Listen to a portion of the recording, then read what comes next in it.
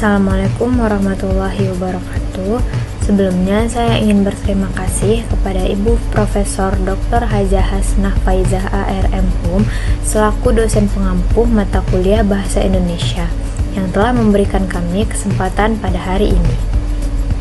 Kami dari kelompok 10 akan mempresentasikan hasil diskusi kami yang berjudul Membangun Konteks Teks Laporan. Sebelum kami mempresentasikan hasil diskusi kami, izinkan saya dan teman-teman memperkenalkan diri. Saya Raisa Fitri Ramadhani dengan NIM 2501088 selaku moderator. Dan saya Revalia Suhada dengan NIM 2501089. Dan saya Realdo Adaha dengan NIM 2501090.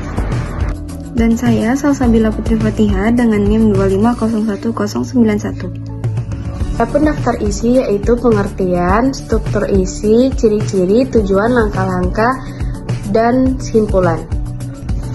Pengertian teks laporan. Teks laporan adalah teks yang berisi laporan hasil pengamatan atau penelitian yang telah dilakukan oleh seseorang yang bertujuan untuk memberikan informasi atau pengetahuan kepada pembaca berdasarkan fakta dan data yang valid. Teks ini juga sering disebut teks klasifikasi karena memuat pengelompokan suatu objek berdasarkan kriteria tertentu. Adapun tujuan teks laporan ini yaitu memberikan informasi yang jelas dan lengkap kepada pembaca, menyampaikan hasil pengamatan atau penelitian secara objektif, menjadi sumber informasi yang akurat dan terstruktur. Baiklah, di sini saya akan menjelaskan tentang struktur teks laporan.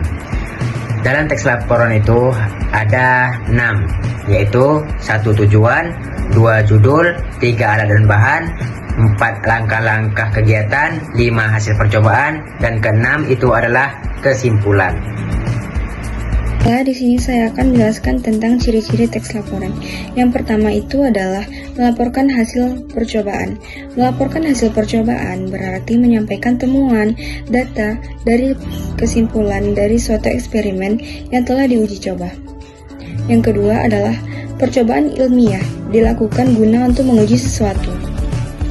Yang ketiga, teks laporan percobaan diawali dengan memaparkan tujuan dan percobaan. Yang keempat adalah memaparkan bahan dan alat yang diperlukan untuk melaksanakan suatu teks laporan, yaitu menjelaskan bahan dan alat apa saja yang digunakan apabila kita membuat suatu teks laporan.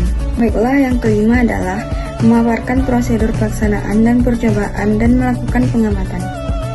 Dan yang keenam adalah memaparkan pencatatan hasil percobaan, artinya mendokumentasi dan menjelaskan data yang diperoleh selama percobaan.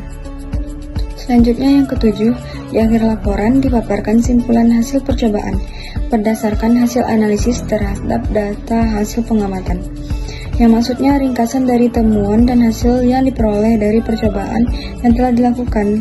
Simpulan ini biasanya disajikan dalam bentuk pertanyaan yang singkat dan jelas. Lanjut, yang ke-8 harus mengandung fakta. Dalam teks laporan berarti bahwa laporan harus berdasarkan pada informasi yang akurat, dapat dipercaya, dan didukung oleh bukti yang valid. Yang ke-9, bersifat objektif. Berarti bahwa laporan atau informasi disajikan tanpa adanya pengaruh atau bias pribadi, emosi, dan opini. Dan yang ke-11, tidak memasukkan hal-hal yang menyimpang dan mengandung prasangka dan pemihakan.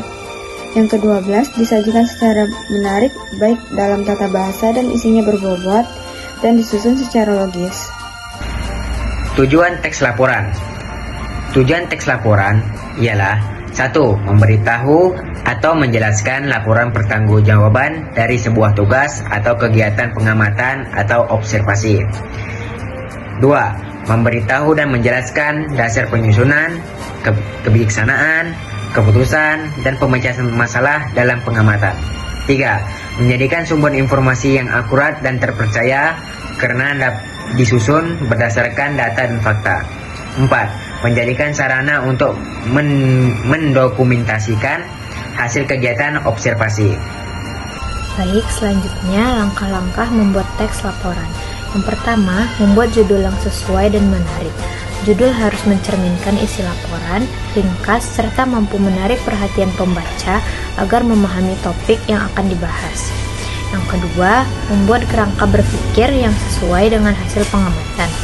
Kerangka berpikir digunakan untuk mengatur alur laporan agar lebih sistematis, runtut, dan tidak keluar dari fokus pengamatan. Yang ketiga, menyusun teks berdasarkan ide atau gagasan yang telah diamati. Isi laporan ditulis berdasarkan data, fakta, dan hasil pengamatan, sehingga informasinya akurat serta dapat dipertanggungjawabkan. Yang keempat, mengulas kembali teks laporan. Setelah selesai, laporan perlu diperiksa ulang untuk memastikan bahasa, isi, dan susunannya lengkap, logis, serta bebas dari kesalahan. Yang terakhir yaitu kesimpulan.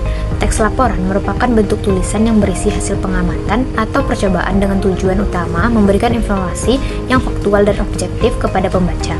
Teks ini memiliki struktur yang jelas, sistematis, mulai dari tujuan, judul, alat dan bahan, langkah-langkah, hasil percobaan, hingga simpulan. Ciri utama teks laporan adalah bersifat ilmiah, faktual, objektif, lengkap, serta disajikan dengan bahasa yang logis dan menarik. Tujuannya antara lain adalah bentuk pertanggungjawaban kegiatan, dasar dalam pengambilan keputusan, sumber informasi yang akurat, serta sarana pendokumentasian hasil observasi. Untuk membuat teks laporan yang baik, diperlukan langkah-langkah seperti membuat judul, membuat kerangka berdasarkan hasil pengamatan, menyusun teks sesuai gagasan, dan melakukan pengulangan atau pengeditan agar laporan lebih sempurna. Dengan demikian, teks laporan memiliki peranan penting dalam menyampaikan informasi hasil pengamatan secara jelas, sistematis, dan dapat dipercaya. Itu saja yang dapat kami sampaikan. Mohon maaf apabila ada kesalahan. Saya sudahi. Wassalamualaikum warahmatullahi wabarakatuh.